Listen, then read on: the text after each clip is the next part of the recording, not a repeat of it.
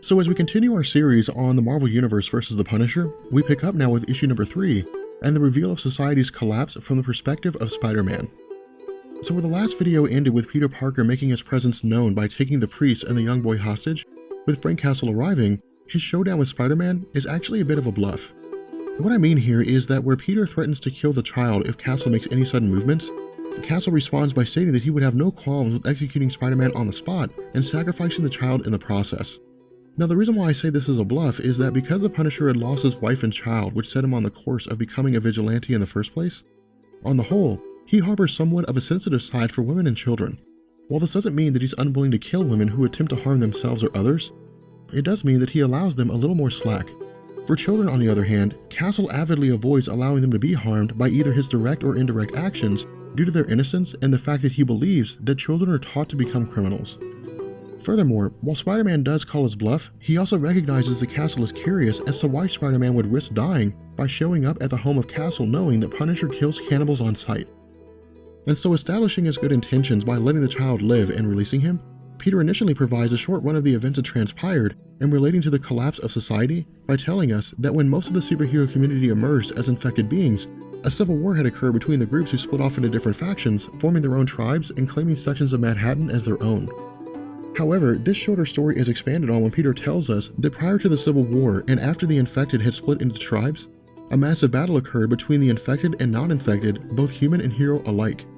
Making a last stand at Coney Island, where heroes like Tony Stark were able to organize a National Guard and use this technology to provide a tactical advantage, their efforts were hindered by the overpowering strength of infected superhumans like Red Hulk, Sabretooth, and Beast. However, while this seemed to be a series of uncoordinated attacks, Spider-Man tells us that an unknown individual behind the scenes had been manipulating the conflict, driving the infected and uninfected to battle one another in an effort to thin out the population and establish control over Manhattan. In addition to this, during the battle, where Captain America, Wolverine, and Iron Man had done their best to hold off the cannibals and end their rampage, when the utilities began failing and power started dropping off, because Stark's ability to operate his suit was tied directly into Jarvis's technology, when the power went out, the connection was severed, leaving Stark unable to exit his suit, turning the Iron Man armor into a literal coffin, trapping Tony Stark alive, where he screamed for 5 days until he died. And so when the conflict concluded, most of the tribes who had previously taken up residence in Manhattan after the outbreak had either been killed in the war or simply moved on to other parts of the world, leaving the unknown mastermind largely in control of Manhattan. Furthermore, in the months following the end of the battle at Coney Island, those cannibalistic individuals who had remained outliers and refused to join any one tribe were either forced to join the King of Death tribe or systematically wiped out along with a handful of remaining tribes attempting to maintain claim to Manhattan.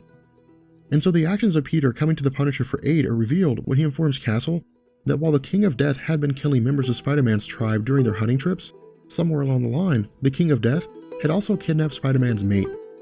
Now where Punisher is a little skeptical about Peter's request and that it could be a trap designed to kill Punisher and rid Peter of Castle's constant attempts to kill his ilk, the offer Spider-Man makes is that if Punisher is willing to fulfill his request, Peter will provide the location of where a massive number of humans are in hiding, as well as maintain a ceasefire, allowing Castle and the humans to live in the territories around Manhattan without fear of being attacked, meaning that the Punisher's goal of defeating the cannibals will ultimately come to fruition, even if by indirect means. Now what's interesting about this is that Mayberry toys with us a bit on the possibility of whether or not Punisher would actually engage in helping Spider-Man achieve his goal.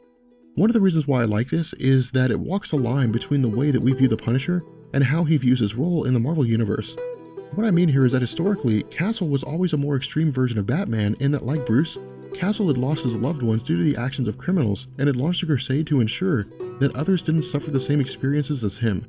On the other hand, Punisher is also a little more selfish in that he doesn't grant criminals the opportunity for redemption and instead acts as judge, jury, and executioner, immediately determining their guilt and killing them on the spot.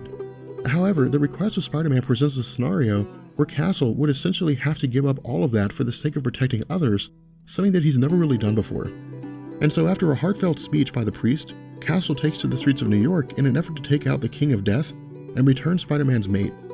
During his travels, however, he's also met with the return of Deadpool, as well as the arrival of Black Widow and Scorpion.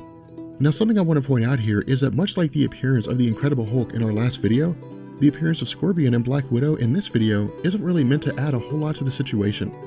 While they do operate as backup for Castle, their inclusion is also designed to beef up the comic a bit and establish that Spider-Man's tribe is largely composed of both different members of his rogues gallery as well as heroes who are modeled after arachnids. Something else to take notice here is that when Castle, Black Widow, Scorpion, and Deadpool arrive at the King of Death's camp, we're informed that the base of operations has been set up at the former battle site between the infected and uninfected heroes.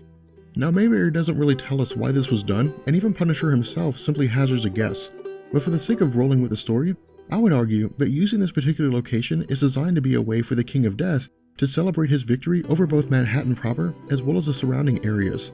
While Punisher reveals that Spider-Man's kidnapped mate is this reality's version of Mary Jane Watson, he also begins his campaign of invading the base of operations by sniping the various cannibals who operate as part of the King of Death's tribe.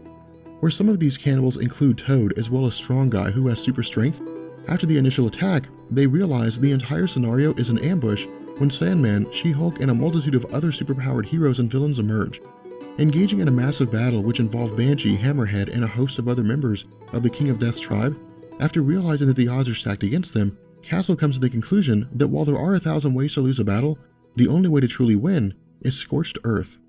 Now, for those individuals who are unfamiliar with this figure of speech, a Scorched Earth policy is a military strategy designed to destroy anything of value or use while advancing through or withdrawing from the enemy territory. While the United States has used this policy on several occasions, including the Civil War when the North salted the ground in the South and pulled up railroad tracks, within the story, the Punisher throws grenades into the fighting crowd, killing ally and enemy alike, after which he attempts to rescue Mary Jane. Now, where Mayberry also tells us that Mary Jane is immune from the infection but is also pregnant with Spider-Man's child, when Castle is distracted by this revelation, he's suddenly knocked over the head by the King of Death, who's revealed to be none other than Wilson Fisk, the Kingpin. With that being said, we're going to bring this video to an end, and in the next video, we'll pick up with the conclusion of this story and how the events unfold regarding the humans, the cannibals, and Frank Castle. With that being said, I will catch you guys later. Peace.